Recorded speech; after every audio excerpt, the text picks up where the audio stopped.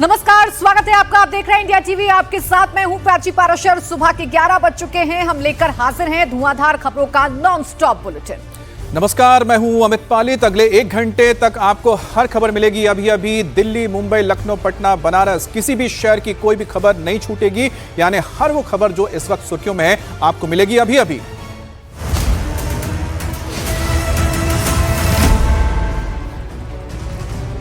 और आज खबरों में हम बात करेंगे कि आखिर लखनऊ में हड़ताल पर क्यों है वकील। क्या आज फिर होगा बुलडोजर एक्शन।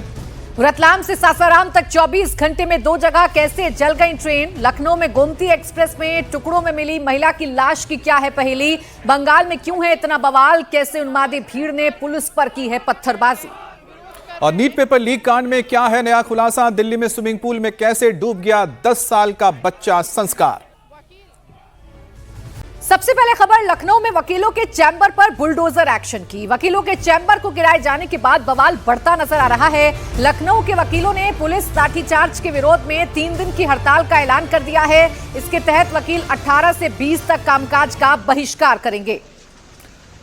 अब इस ऐलान के बाद लखनऊ की अदालतों में आज कामकाज पूरी तरह से ठप पड़ा है। हाईकोर्ट के आदेश पर कल लखनऊ नगर निगम की टीम ने जिला कोर्ट के आसपास वकीलों के चैम्बर्स और दुकानों को हटाया था।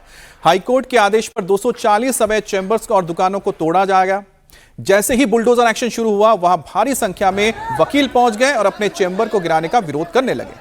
और कई वकील तो वहीं पर लेट गए तो कई पुलिस से भिड़ गए। हालात पर काबू पाने के लिए पुलिस ने लाठीचार्ज किया। इससे वकीलों का गुस्सा और बढ़ गया। प्रशासन का कहना है कि रोड किनारे अवैध तरीके से चैम्बर बनने के कारण ट्रैफिक प्रभावित होता है, लोगों को आने जाने में दिक्कत होती है। तो वहीं वकील पुलिस और प्रशासन पर मनमानी का आरोप लगा रहे हैं। फिलहाल कल हुए बवाल के बाद आज लखनऊ की जिला अदालत के बाहर सुरक्षा को बढ़ा दिया गया है, सुरक्षा कड़ी कर दी गई है। लेकिन अवैध तरीके से बने चैम्बर पर प्रशासन कार्रवाई करना चाहता था, बुलडोजर एक्शन करना चाहता था। इसी दौरान वकीलों ने भारी नाराजगी जाहिर की और जबरदस्त एक्शन हुआ।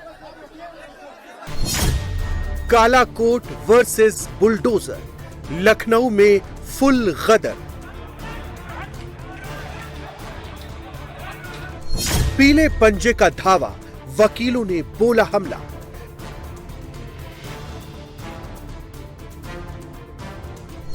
हड़ताल, धरना, नारेबाजी, देखते देखते बात बढ़ गई। लखनऊ में हर जगह अवैध कब्जे हैं, खाली वकीलों ही के चैम्बरों में अवैध कब्जे नजर आए। जो वकील इतनी महंगी पढ़ाई पढ़ के आ रहा है, उसको बैठने की उचित व्यवस्था नहीं है। लाखों रुपए के चैम्बर बिक रहे हैं। बुलडोजर का दूसरा दिन आज भी जबरदस्त टेंशन।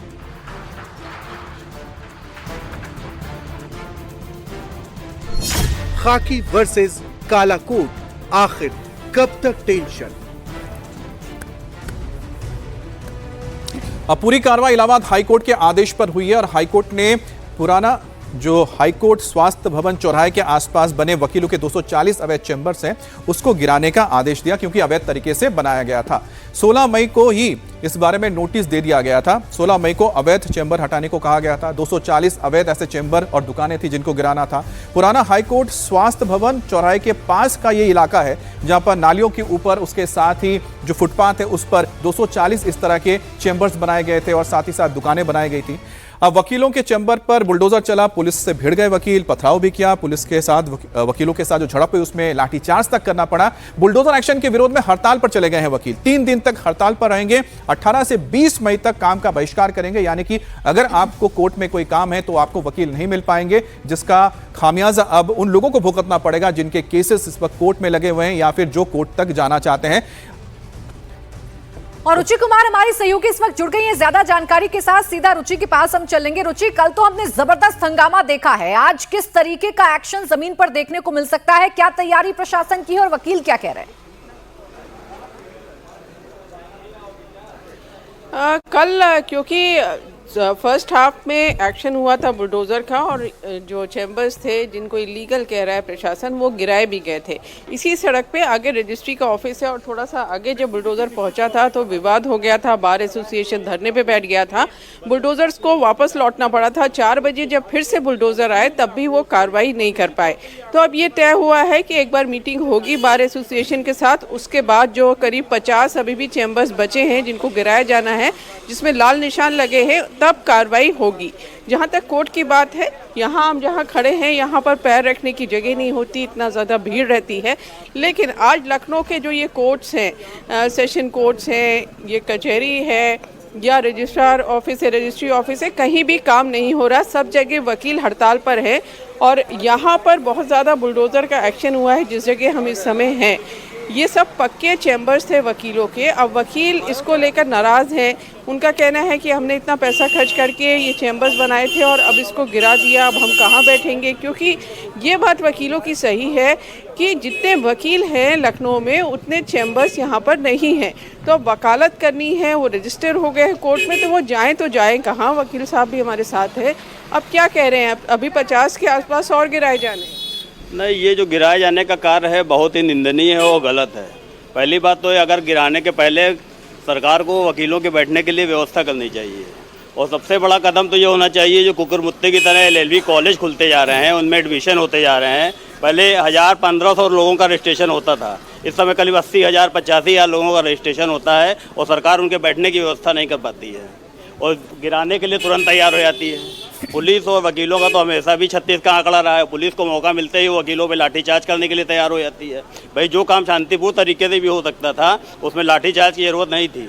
हमारे भाई हैं, हेमू भाई हैं, वो रामायण लेके जा रहे थे और लेते जाते समय उनके ऊपर लाठियों की बौछार कर दी गई। वो इस समय एडमिट है, उनका हाथ टूट गया है। तो इसका जिम्मेदार कौन है? सरकार है कि कोर्ट है कि पुलिस है?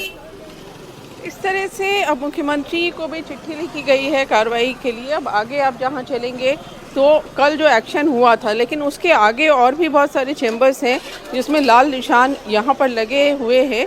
लेकिन फ़िलहाल ये एक्शन बुलडोज़र का रोक दिया गया है और ये कहा गया है कि आज जो बार एसोसिएशन है उसकी अलग अलग मीटिंग्स होंगी और उसमें ये तय किया जाएगा कि अब आगे क्या करना है। क्योंकि 50 के आसपास चैम्बर्स हैं जो अभी भी तोड़े जाने हैं, उसमें बुलडोजर चलना है। अभी कार्रवाई रुकी है क्योंकि हाईकोर्ट में प्रशासन को रुचि, अब ये अवैध तरीके से निर्माण किया गया है तो उस पर कार्रवाई भी जरूरी है, लेकिन वकीलों का कहना भी ठीक है। अब देखना यह होगा कि बातचीत से क्या नतीजा निकलता है। शुक्रिया आपका तमाम जानकारी के लिए रुचि। और बड़ी खबर आ रही है बिहार से, जहां सासाराम में पैसेंजर ट्रेन में भीषण आग लग गई। आग में सासाराम पटना पैसेंजर ट्रेन का एक कोच पूरी तरह से जलकर खाक हो गया। अब आग लगने की यह घटना तब हुई जब ये ट्रेन सासाराम रेलवे स्टेशन के प्लेटफॉर्म नंबर 6 पर खड़ी थी। आग लगते ही पूरे स्टेशन परिसर में अफरा तफरी मच गई। बाद में दमकल कर्मियों ने आग पर किसी तरीके से काबू पाया।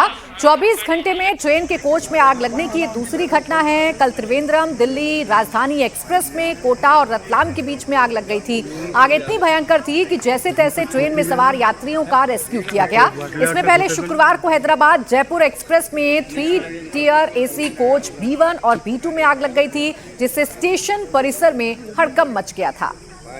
और पिछले 4 दिन में सासाराम में ट्रेन में लगी आग की ये तीसरी घटना है। राहत की बात तो ये रही कि जब ट्रेन में आग लगी तो कोच पूरी तरह से खाली था, जिसकी वजह से कोई जान का नुकसान नहीं हुआ है।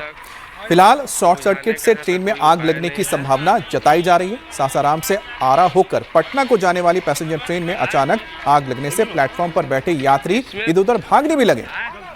इस घटना में पैसेंजर ट्रेन की एक बोगी पूरी तरह जलकर खाक हो गई है, जिसे ट्रेन से अलग कर दिया गया। ट्रेन की बोगियों को देखकर आप अंदाजा लगा सकते हैं कि आग कितनी भयंकर थी। तो ये तस्वीर भी हम आपको दिखा रहे हैं जहां ट्रेन धुंधू कर जल रही है और आप देखिए आग कितनी भयानक है। ये पूरा का पूरा जो कोच है वो जलकर खाक हो गया है। लेकिन राहत की बात यह है कि जिस वक्त इस कोच में आग लगी, जिस वक्त इस बोगी में आग लगी, उस वक्त अंदर कोई भी यात्री मौजूद नहीं था, तो जान माल का नुकसान नहीं हुआ है। लेकिन सवाल ये है कि आखिरकार इस कोच में आग कैसे लगी। शॉर्ट सर्किट एक आशंका जताई जा रही है, जिस पर जांच की जा रही है।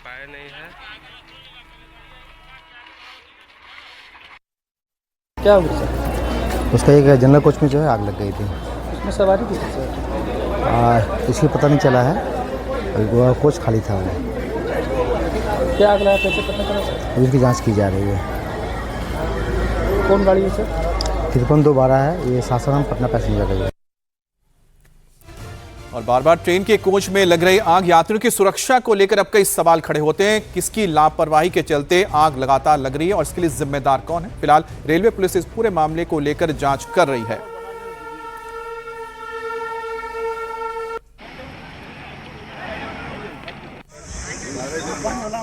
तो ये 3 तस्वीरें आप देख पा रहे हैं। सासाराम में पटना पैसेंजर ट्रेन में आग लगी। इसके अलावा कल कोटा रतलाम के बीच राजधानी एक्सप्रेस के एक कोच में आग लग गई थी और हैदराबाद जयपुर एक्सप्रेस में भी आग लगी थी। तो लगातार जो ये घटनाएं हो रही है, सवाल खड़े करता है कि आखिरकार इसके लिए जिम्मेदार कौन है, और अगर लापरवाही हो रही है मेंटेनेंस में तो उसके खिलाफ भी कुछ कदम उठाया जाएगा या नहीं। और अब बात लखनऊ की, जहां गोमती नगर एक्सप्रेस में महिला का शव मिलने से सनसनी फैल गई है। महिला के शव के कई टुकड़े करके उन्हें बॉक्स और बैग में भरकर रखा गया था। ट्रेन के S1 कोच में बॉक्स और बैग मिले हैं। बॉक्स में महिला का सिर रखा हुआ था, जबकि बैग में कटा हुए हाथ और पैर मिले हैं। महिला की उम्र 30 से 35 साल के बीच आंकी जा रही है। ये शव ट्रेन में सफाई कर रहे स्टाफ को मिला। उन्होंने फौरन इसकी सूचना जीआरपी को दी। जीआरपी ने शव को अपने कब्जे में लेकर तफ्तीश शुरू कर दी। तो बॉक्स में महिला का शव मिला है और महिला के शव को काटकर टुकड़े टुकड़े कर अलग अलग बक्से और अलग अलग बैग में रखा गया था। सफाई के दौरान कोच से इसे बरामद किया गया है। फिलहाल पुलिस तफ्तीश कर रही है और पता लगाने की कोशिश कर रही है कि आखिर ये किसका शव है, किसने इसको रखा है, इसके पीछे गुनहगार कौन है। इन तमाम बातों पर फिलहाल तफ्तीश चल रही है, लेकिन ये अपने आप में हैरानी भरा मामला है। ये सन्न कर देने वाला मामला है जो गोमती नगर से सामने आया है, लखनऊ से सामने आया है, जहां एक ट्रेन के कोच में बक्से में और बैग में महिला के शव के टुकड़े बरामद किए गए हैं। और हमारे साथ हमारे संवाददाता विशाल प्रताप सिंह जुड़ गए। विशाल, इस खबर पर कोई अपडेट आपके पास मिला है?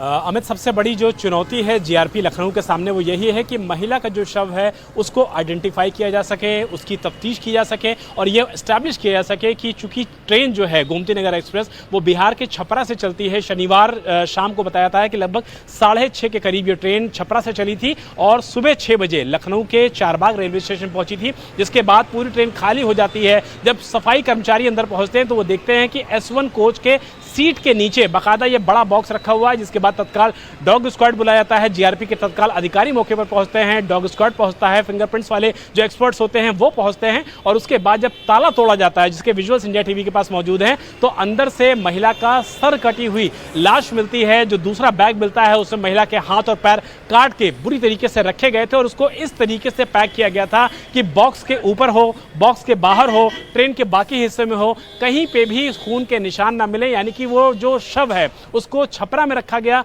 रास्ते में कहीं रखा गया, लखनऊ में रख दिया गया, इस बात के पुख्ता जवाब फिलहाल जीआरपी लखनऊ के पास नहीं है। इसीलिए पुलिस इस पूरे मामले में न सिर्फ इन्वेस्टिगेशन शुरू कर चुकी है, बल्कि सबसे बड़ी चुनौती जीआरपी चारबाग के सामने यही है कि वो इस पूरे मामले में महिला की जो शिनाख्त है, जो पहचान है, वो स्टैब्लिश कर सके। उसके बाद ये पता लगाया जा सके कि महिला कहां से बिलोंग करती है, महिला का पुराना परिवेश क्या है, महिला कहां की रहने वाली है, महिला किसी के दुश्मन में थी या किस तरीके से थी, तो कौन से हालात थे, कौन से मौके पर मौजूद स्थितियां बनी जिसकी वजह से महिला की बेरहमी से हत्या की गई। तो सबसे बड़ी चुनौती शिनाख्त की है। सबसे बड़ी चुनौती जैसा आप बता रहे हैं वो तो है कि आखिरकार इनकी पहचान करना कि महिला कौन है। दूसरी सबसे बड़ी यहां पर अब चैलेंज है कि आप किस तरह से ये आइडेंटिफाई करेंगे कि किसने ये बक्सा रखा है। उसके लिए आपको हर एक स्टेशन के सीसीटीवी खंगालने पड़ेंगे और लगभग आप सोचिए कि 1 दर्जन से ज्यादा ही स्टेशन होंगे, 20 के करीब तो स्टेशन होंगे ही होंगे जहां पर आपको छानबीन करनी होगी।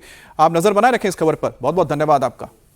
इस वक्त एक और बड़ी खबर आपको बता दें जो नीट लीक कांड से जुड़ी हुई है। नीट पेपर लीक का मामला इस वक्त सबसे ज्यादा सुर्खियों में है। सियासी गलियारे से लेकर यंग जनरेशन तक हलचल है।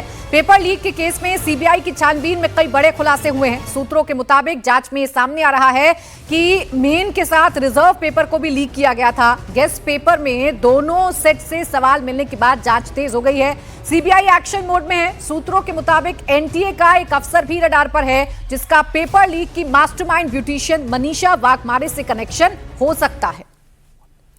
तो आइए आपको ये बताते हैं कि जो नीट का पेपर लीक हुआ है इसमें सीबीआई की जांच अभी तक कहां-कहां पहुंची है और एनटीए के एक अफसर के नाम को लेकर भी अब चर्चा की जा रही है कि क्या एनटीए की भी मिलीभगत है।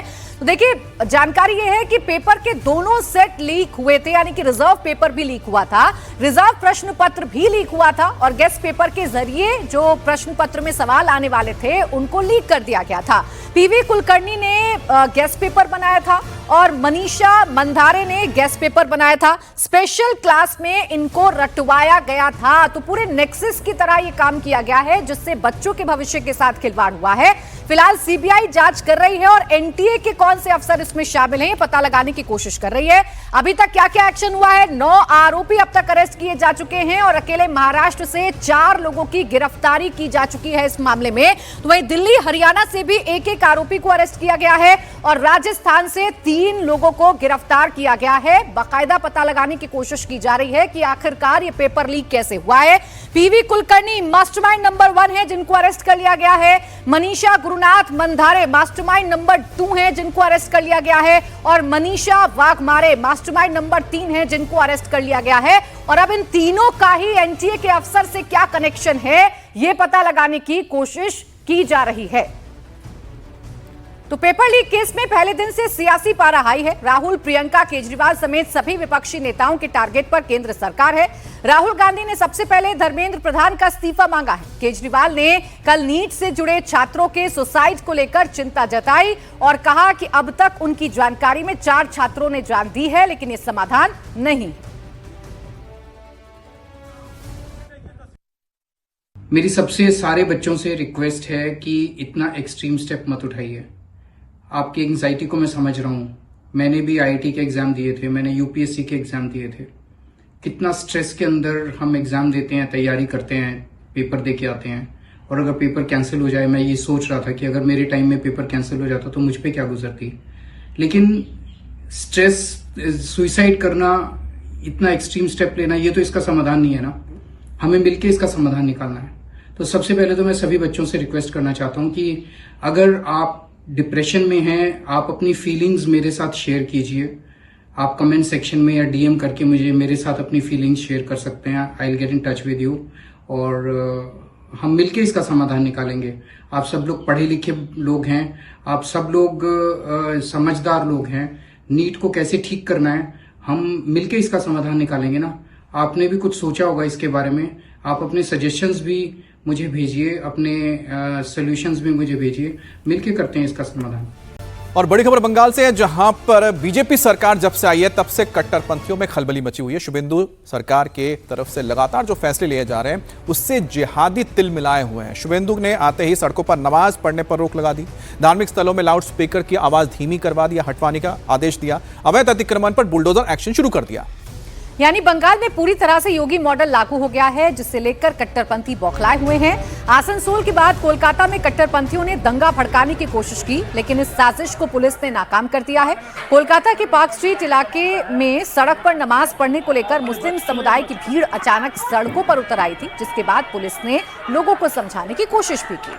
अब लेकिन भीड़ में शामिल उपद्रवियों ने पथराव कर दिया, इसमें 30 पुलिसकर्मी घायल हुए। इसके बाद पुलिस ने लाठीचार्ज करके उपद्रवियों को खदेड़ा।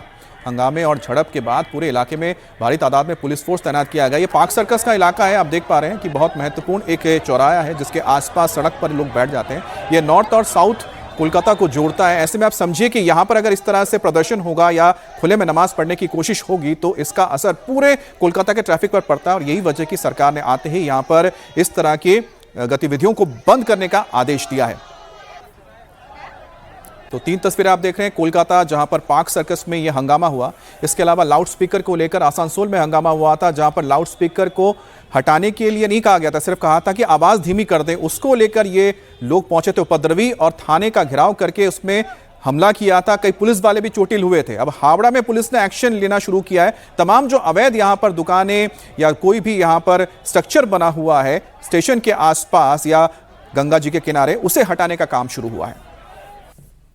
काला कानून चल रहा है, यहाँ पर लोगों पर जुल्म ढाया जा रहा है। प्रोटेस्ट इसलिए खास कम्युनिटी पर एक्शन लिया जा रहा है, यहाँ पर टारगेट करके एक्शन लिया जा रहा है। बातचीत करना हम लोग बातचीत करने के लिए तैयार हैं, लेकिन यहाँ पर काला कानून चल रहा है। मुसलमान इस देश का क्या नागरिक नहीं है? मुसलमानों को पीछे किया जा रहा है, औरतों को ढकेला जा रहा है।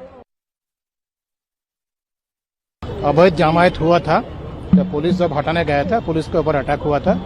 पुलिस का जो एसओपी है, पुलिस वो एसओपी मुताबिक कार्रवाई किया है।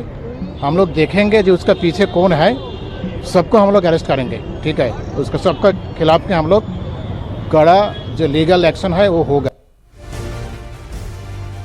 और कोलकाता के पहले आसनसोल में भी गदर की तस्वीर देखने को मिली थी। यहां पुलिस चौकी पर हमला करने वाले 25 से ज्यादा आरोपियों को फिलहाल गिरफ्तार कर लिया गया है। 15 मई को मस्जिद में लाउडस्पीकर लगाने को लेकर आसनसोल के रेलपार इलाके में बवाल हो गया था। दंगाइयों की भीड़ ने जहांगीर मोहल्ले की पुलिस चौकी पर हमला कर दिया था और पुलिस चौकी पर पथराव करके भीड़ ने उसे तहस नहस कर दिया था। अब इस मामले में नया सीसीटीवी फुटेज भी सामने आया है जिसमें उग्र भीड़ पुलिस से भिड़ती हुई नजर आ रही है। पुलिस ने सीसीटीवी के जरिए ऐसे 26 लोगों की पहचान की है जिन्होंने पुलिस के ऊपर हमला किया था, जिनमें से 7 को रिमांड पर लिया गया है और 19 को जेल भेजा गया है। नहीं, कोई भी कानून के बाहर नहीं है, खाली मस्जिद नहीं है। मैं खड़गपुर वासी को भी निवेदन करता हूं, यहाँ माता पूजा के नाम पर बहुत ज्यादा शोर शराबा होता है। पूजा शांति से भक्ति के साथ होना चाहिए।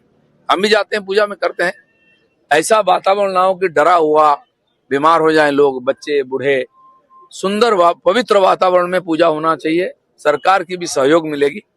इसलिए कोई भी समुदाय के लोग, धर्म के लोग हैं, कानून के अंदर व्यवस्था करें, नहीं तो कानून का हाथ बहुत लंबा है, कहीं भी पहुंच सकता है। अब देख रहे हैं, तो इसलिए मजबूर ना करे सरकार को कुछ बड़ा स्टेप लेने के लिए, चाहे आसनसोल हो, जो कहीं हो, कलकत्ता हो। कानून के बाहर, कानून के ऊपर जो काम करने का आदत पड़ चुका है उसको अपने आप सुधारे, नहीं तो हमको सुधारना आता है। बंगाल में सरकार के बदलते ही बदलाव भी साफ देखने को लगा है।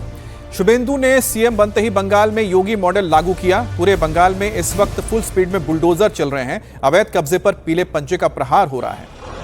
बड़ी खबर कोलकाता से सटे हावड़ा से है, जहां स्टेशन के बाहर बड़े पैमाने पर अवैध कब्जे पर बुलडोजर एक्शन हुआ। गंगा घाट और बस स्टैंड के आसपास अवैध तरीके से बनी दुकानों और फुटपाथ कब्जा करके उस पर चलाए जा रहे बिजनेस को तोड़ा गया। बंगाल में ताबड़तोड़ हो रहे बुलडोजर एक्शन ने सबको सख्ते में डाल दिया है, क्योंकि ऐसा मंजर पहली बार देखने को मिल रहा है।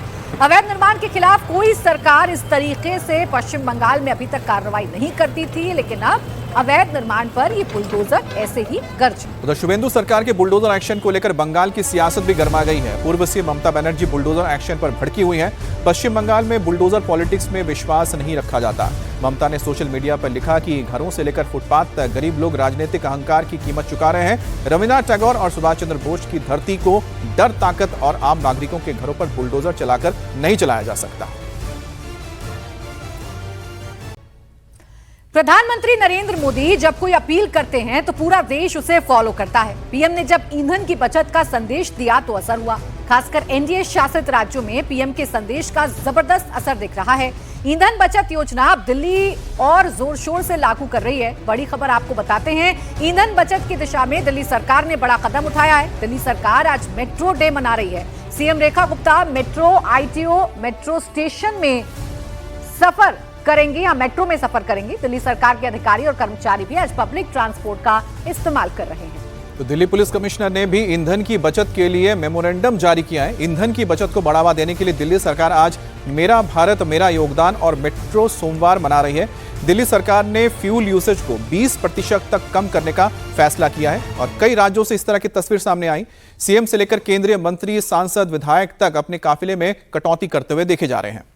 दिल्ली में भी पिछले 3-4 दिनों में सरकार के मंत्री ईंधन की बचत करते नजर आ रहे हैं और अब आज से मेट्रो के फेरे भी बढ़ा दिए गए हैं ताकि ज्यादा से ज्यादा लोग इसका इस्तेमाल कर सकें। आज रेखा गुप्ता मेट्रो में सफर करके लोगों को ईंधन बचाने का पैगाम देंगी। तो उधर सम्राट सरकार ने भी बड़ा फैसला लिया है। सभी सरकारी महकमों के वाहनों को इलेक्ट्रिक वाहनों से रिप्लेस कर दिया जाएगा। ये काम चरणबद्ध तरीके से होगा। 2 सरकारी विभाग इसकी देखरेख करेंगे। तो उधर छत्तीसगढ़ की विष्णुदेव साय सरकार भी आगे आई है। सभी सरकारी विभागों को वाहनों का अनावश्यक इस्तेमाल न करने का ऑर्डर दे दिया गया है।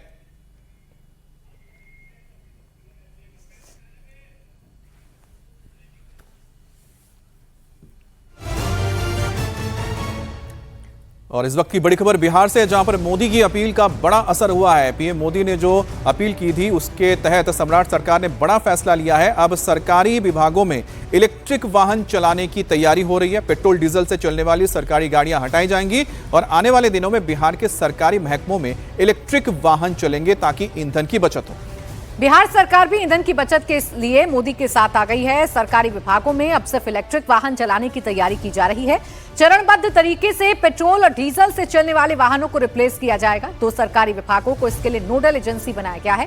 ये दोनों विभाग इस काम को करने की प्रक्रिया को मॉनिटर करेंगे ताकि ईंधन को बचाया जा सके। तो प्रधानमंत्री की एक अपील का असर अलग अलग राज्यों में देखने को मिल रहा है और खासकर एनडीए शासित जो राज्य हैं वहां जरूरी और तेज कदम उठाए जा रहे हैं। और प्रधानमंत्री मोदी की अपील का असर छत्तीसगढ़ में भी देखा जा रहा है और यहां पर से बड़ी खबर आ रही है, छत्तीसगढ़ सरकार भी ईंधन में कटौती करने जा रही है ताकि ईंधन का खर्च कम हो सके। सीएम विष्णुदेव साय ने सभी विभागों के लिए आदेश जारी किया है। मंत्रियों और अधिकारियों का काफिला छोटा करने का ऑर्डर दिया गया और विदेश यात्रा पर जाने से पहले मंत्री और अधिकारियों को सरकार से इजाजत लेनी पड़ेगी। अपना काफिला पहले ही सीएम साय छोटा कर चुके हैं। अभी आदेश मंत्रियों और अफसरों के लिए भी जारी किया गया है।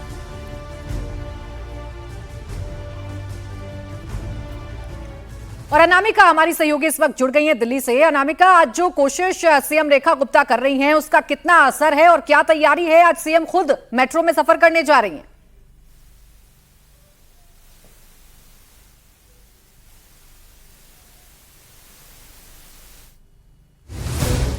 चलिए, अनामिका की आवाज हम तक नहीं पहुंच पा रही है, लेकिन आपको बता दें कि दिल्ली सरकार ने जरूरी कदम उठाए हैं ताकि ईंधन को बचाया जा सके। इससे पहले दिल्ली के जो मंत्री हैं वो भी मेट्रो में सफर कर चुके हैं और आज रेखा गुप्ता भी मेट्रो में सफर करके दिल्ली की जनता को एक संदेश देंगी। आपको जानकारी दे दें कि न सिर्फ मंत्री और नेता मेट्रो में सफर कर रहे हैं बल्कि जनता भी ज्यादा से ज्यादा पब्लिक ट्रांसपोर्ट का इस्तेमाल कर सके, इसके लिए मेट्रो के फेरे भी बढ़ा दिए गए हैं ताकि पब्लिक को परेशानी ना हो। ये सब कुछ इसलिए हो रहा है क्योंकि प्रधानमंत्री नरेंद्र मोदी ने देश के सामने 7 अपील की थी, जिसमें बड़ी अपील ये थी कि पेट्रोल और डीजल को बचाना है। तो रुक करते हैं, हमारी सहयोगी अनामिका हमारे साथ जुड़ गई है। अनामिका, दिल्ली की मुख्यमंत्री आज मेट्रो में सफर करेंगी, क्या इसको लेकर कोई खास तैयारी की गई है या फिर वो आम लोगों की तरह ही सफर करेंगी? बिल्कुल अमित, प्रधानमंत्री की अपील के बाद दिल्ली की मुख्यमंत्री रेखा गुप्ता ने दिल्ली की जनता से अपील की कि एक दिन राजधानी दिल्ली में नो व्हीकल डे मनाए, यानी आप मेट्रो का इस्तेमाल कीजिए, डीटीसी बसों का इस्तेमाल कीजिए, पब्लिक ट्रांसपोर्ट का इस्तेमाल कीजिए। और आज दिल्ली में उसी का एग्जाम्पल सेट करते हुए मेट्रो मंडे मनाया जा रहा है। इस समय हम आईटीओ मेट्रो स्टेशन के बाहर मौजूद है, जहाँ दिल्ली की मुख्यमंत्री और बाकी कैबिनेट के जो मिनिस्टर्स हैं वो अपने अपने घरों से मेट्रो के माध्यम से आएंगे, यानी दिल्ली की मुख्यमंत्री सिविल लाइन से बैठेंगे और आईटीओ उतरेंगे। उसके बाद यहाँ से, क्योंकि केवल 1 किलोमीटर की दूरी पर सचिवालय है, तो पब्लिक ट्रांसपोर्ट का इस्तेमाल करते हुए जो फीडर इलेक्ट्रिक बसें मेट्रो के बाहर खड़ी होती हैं उनका इस्तेमाल करते हुए एक आम जनता की तरह, एक आम नागरिक की तरह सचिवालय जाएंगे। और केवल दिल्ली की मुख्यमंत्री रेखा गुप्ता ही नहीं बल्कि उनके साथ जितने भी कैबिनेट मिनिस्टर हैं वो अलग अलग समय पे मेट्रो स्टेशन पहुंचेंगे, मेट्रो का इस्तेमाल करेंगे और फिर ईवी बसेस जो पब्लिक ट्रांसपोर्ट के लिए यूज़ की जाती है, आम जनता यूज़ करती है, उसके ज़रिए ही वो